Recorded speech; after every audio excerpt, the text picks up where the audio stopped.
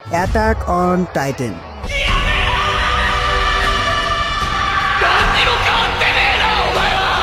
Just a simple revenge story. টাইটানরা attack করে আর হিউম্যানরা সেটাকে ডিফেন্ড করে।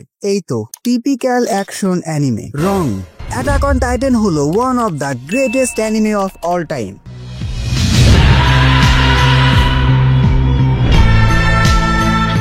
যেটা শুধুমাত্র হিউম্যান এবং টাইটানদের নিয়ে নয়, it's about freedom, love, war এবং most importantly dark side of humanity.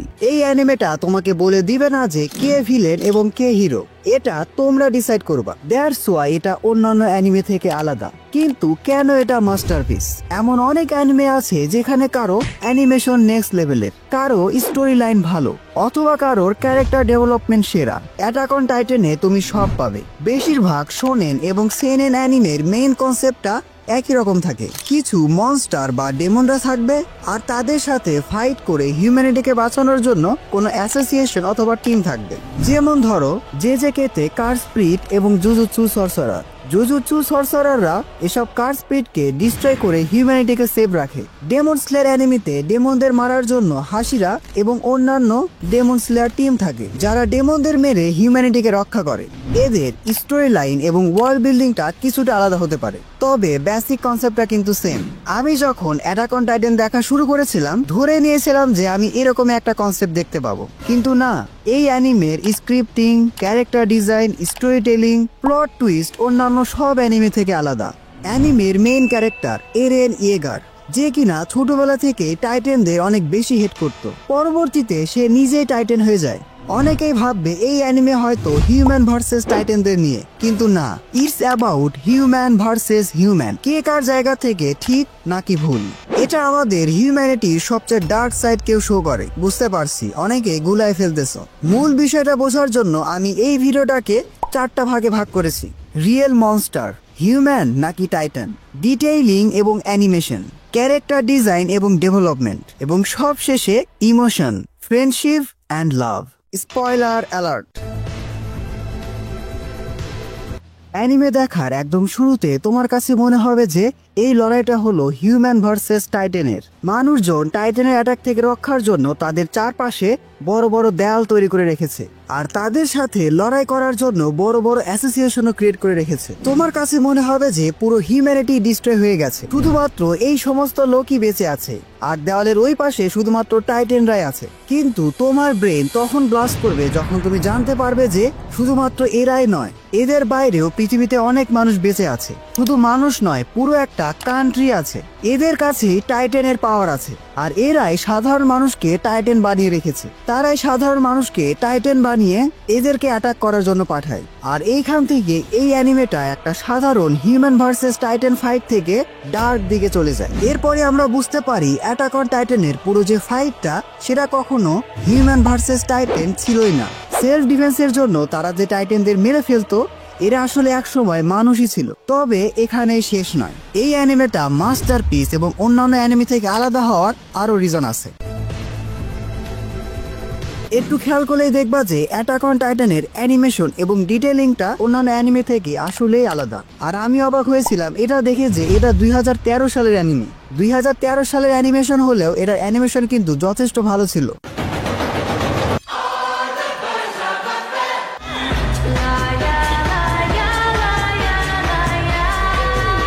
অ্যানিমেশনের বিষয়টাও বাদ দাও, ডিটেইলিং।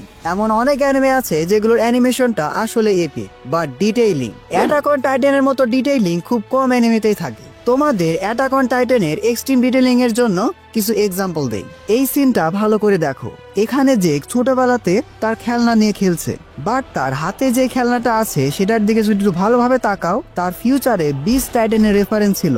আর নিচে যে খেলনাগুলো পড়ে আছে এরা কিন্তু সোলজারদের ফোরশ্যাডো করছে। আর যেমনটা তোমরা সবাই জানো, এরেন তার রামলিং এর মাধ্যমে পুরো পৃথিবী থেকে 80% পপুলেশনকে ডিস্ট্রয় করে দিয়েছিল, কিন্তু রাইডার এটাকে সিজন 1-এই ফোরশ্যাডো করে দিয়েছিল।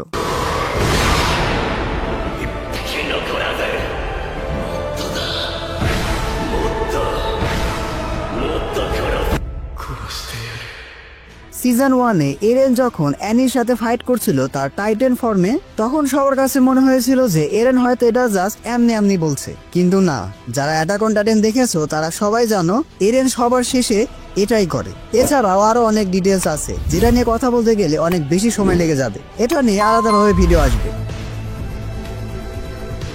এমন অনেক অ্যানিমে আছে যেখানে কিনা মেইন ক্যারেক্টারের থেকে সাইড ক্যারেক্টার বেশি পপুলার, যেমন ধরো নারুতো অ্যানিমেতে master Jiraiya, Itachi Uchiha, Sasuke, Madara, Jujutsu Kaisen অ্যানিমেতে গোজো, সুকুনা, ওয়ান পিস অ্যানিমেতে জোরো, এরকম অনেক এক্সাম্পল দেওয়া যাবে। শুধুমাত্র মেইন ক্যারেক্টাররাই নয়, অ্যাটাক অন টাইটানের সাইড ক্যারেক্টারও স্টোরিতে অনেক বেশি প্রভাব ফেলেছে, এবং এমন অনেক মোমেন্ট আছে যেখানে তোমাদের কাছে মনে হবে মেইন ক্যারেক্টারের থেকে হয়তো সাইড ক্যারেক্টারই বেটার। এই সাইড ক্যারেক্টারগুলো অ্যানিমেতে বারবার প্রমাণ করেছে যে এরা মেইন ক্যারেক্টারের থেকে কোনো অংশে কম নয়। এমন ভাবেই অ্যাটাক অন টাইটানে ক্যাপ্টেন লিভাই, যার কাছে কিনা কোনো টাইটানের পাওয়ার ছিল না, তারপরেও সে টাইটানের থেকেও বেশি পাওয়ারফুল ছিল। পুরো অ্যানিমে জুড়ে সে তার অ্যাগ্রেসিভনেস এবং ব্যাডাস পার্সোনালিটির জন্য ফ্যানদের মনে জায়গা করে নিয়েছে। ক্যাপ্টেন লিভাই নিয়ে আমার আলাদা একটা ডেডিকেটেড ভিডিও বানানোর প্ল্যান আছে, সেখানে ক্যাপ্টেন লিভাই নিয়ে আমরা অনেক কথা বলবো। এছাড়াও এত কিছুর মধ্যে কমান্ডার এরউইন স্মিথের কথা কিভাবে ভোলা যায়।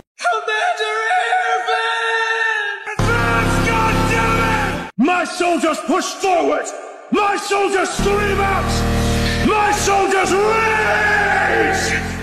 তোমরা যদি কোনো একটা লিডারশিপের সংজ্ঞা পেতে চাও তাহলে আমি এরউইনের কথা বলবো, একজন ফিয়ারলেস লিডার। তোমরা হয়তো অনেক অ্যানিমে দেখেছো, কিন্তু খুব কম ক্যারেক্টারে আছে যারা কিনা শুধুমাত্র তাদের ওয়ার্ড দিয়ে অর্থাৎ কথা বলে বিভিন্ন ক্যারেক্টারদের মোটিভেট করতে পারে। লিডারশিপ যে কোয়ালিটি সেটা সবসময় কমান্ডার এরউইনের মতোই হওয়া উচিত। কমান্ডার এরউইন স্মিথের কাছে এমন লিডারশিপ কোয়ালিটি ছিল যার কথা শুনে সোলজাররা মরার জন্য পর্যন্ত প্রস্তুত হয়ে যেত।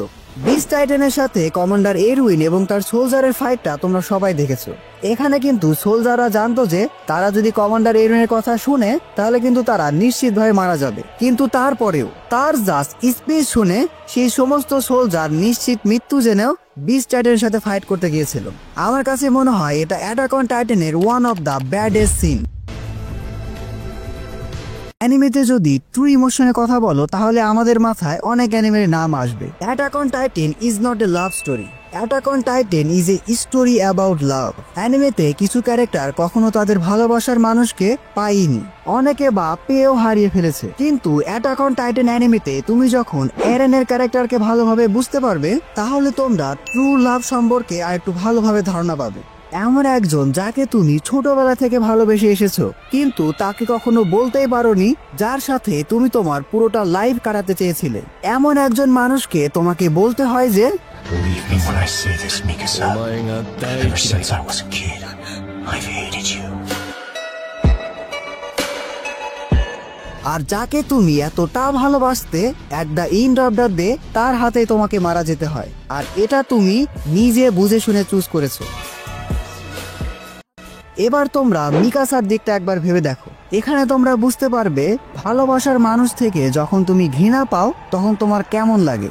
যাকে তুমি নিজের থেকেও বেশি চেয়েছো, যার দেওয়া একটা নর্মাল স্কার্ফ তুমি সব সময় পরে থাকো, এক মুহূর্তের জন্য তুমি সেই স্কার্ফকে নিজের কাছ থেকে সরতে দাওনি, তোমার কেমন লাগবে যখন তুমি সেই ভালোবাসার মানুষ থেকে এটা শুনতে পাবে যে সে তোমাকে সবচেয়ে বেশি হেট করে। মিকাসা এবং এরেন দুজনে কিন্তু ছোটবেলা থেকে একে অপরকে অনেক বেশি ভালোবাসতো। It's not about love, it's about family. তারা একে অপরের জন্য ফ্যামিলির মতো ছিল।